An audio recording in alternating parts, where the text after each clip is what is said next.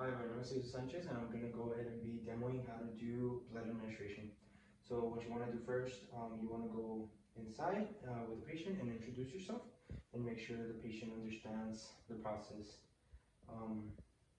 You would want to go ahead and ID the patient with two patients, the name and date of birth, and go ahead and check it with your wristband.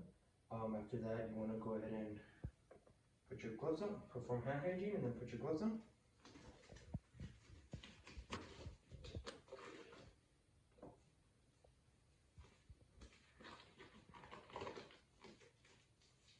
You want to come to the patient's arm. And again, make sure the patient understands, make sure the physician, you want to go ahead and told him/her what the whole process was. If there's any questions, you would answer any questions. After that, you want to go ahead and assist the IV, make sure there's no redness, swelling, there's no infiltration or anything like that.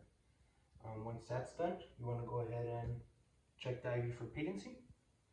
So you want to get yourself an alcohol swab.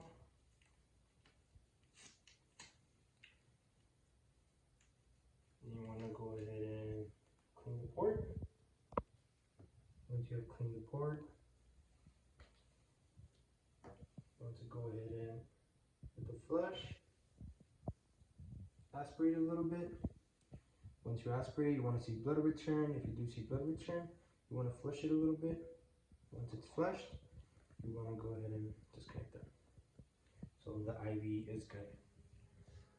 Once you've checked the IV site, you want to go ahead and get your normal saline and your tubing print. So the first thing you want to do once you pull out your tubing, you want to make sure that you go ahead and, well, first of all, undo the tags.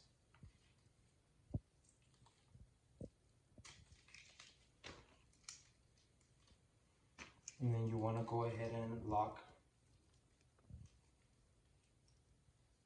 them up.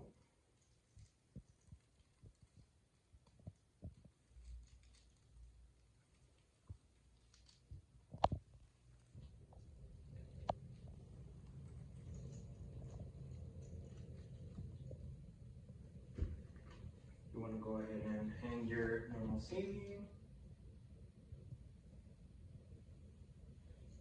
You want to go, once you're sure they're locked, you want to go ahead and prime your tubing.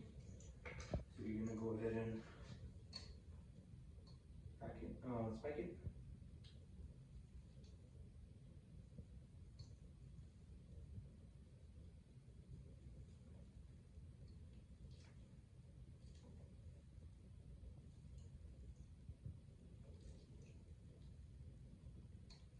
Once it's spiked, for demonstration purposes, I don't have the secondary going that would go into the blood, but you want to make sure that that one is locked as well.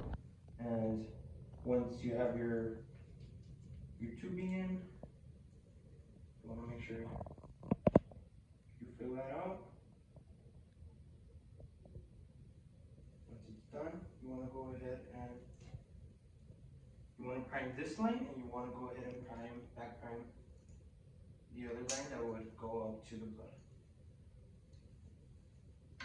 Okay, once the line is fully primed, like I mentioned, you would want to go ahead and prime the second line that would go towards your blood, or the blood that you're trying to transfuse. After that, you would go ahead and come to your patient. We would want to put it through the IV pump. Once it's through the IV pump, then you would want to go ahead and connect this to your patient. Again, you want to get another alcohol swab.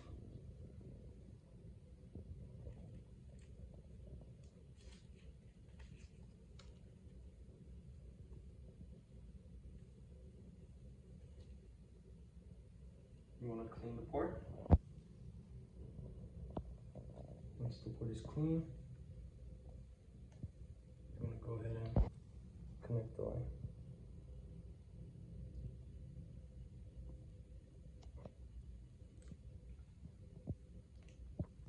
Once it's put through the IV pump, you want to make sure that you start running it, so you start clearing it on. So the normal saline is going to start running. Once that's done, you want to go ahead and check with your patient. Make sure that there's no discomfort in the IV, and that the patient is going good. And again, you would go ahead and tell the patient what you're going to go do. In this case, we're going to go get the blood and then come back and go ahead and administer the blood. So you want to take off your gloves, wash your hands, and then make sure you take another pair of gloves. After that, you would go ahead and go get your blood.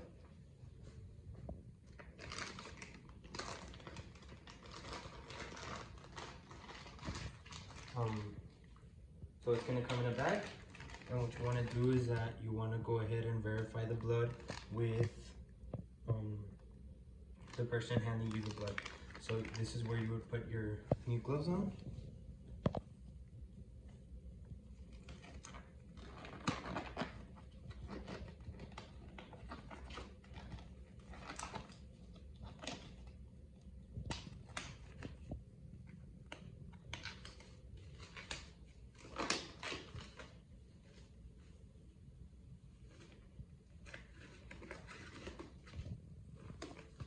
And you want to take it out of the biohazard bag. The blood here would have all the details in the bag. You would want to go ahead and get your orders, and right next to the blood, go ahead and repeat your orders, and let the person giving you the blood go ahead and confirm that it is the correct one. If everything is correct, then you would want to go ahead and put it in your biohazard bag again.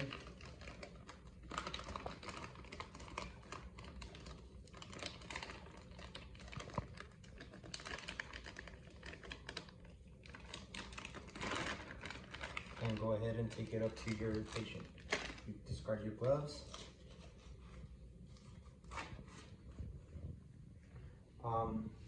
You would want to come again with your patient, wash your hands, and put new gloves on.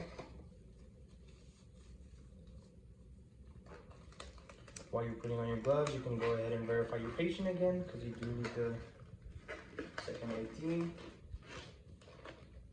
the 2 ID verifier.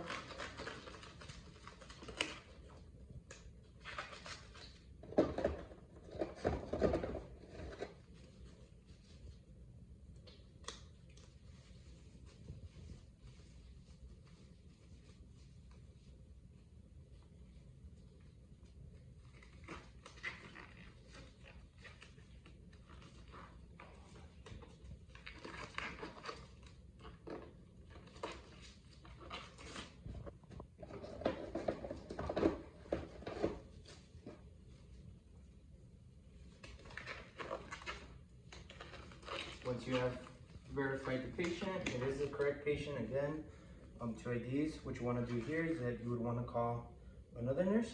So another nurse verifies that you are giving the correct blood.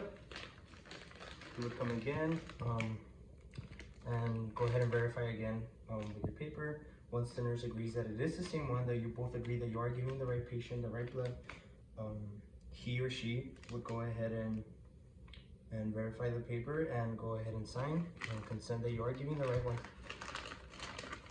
Once that done, you want to go ahead and hang the blood.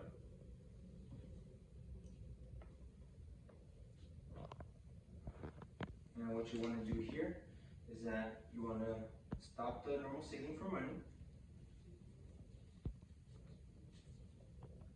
So you stop the normal saline from running.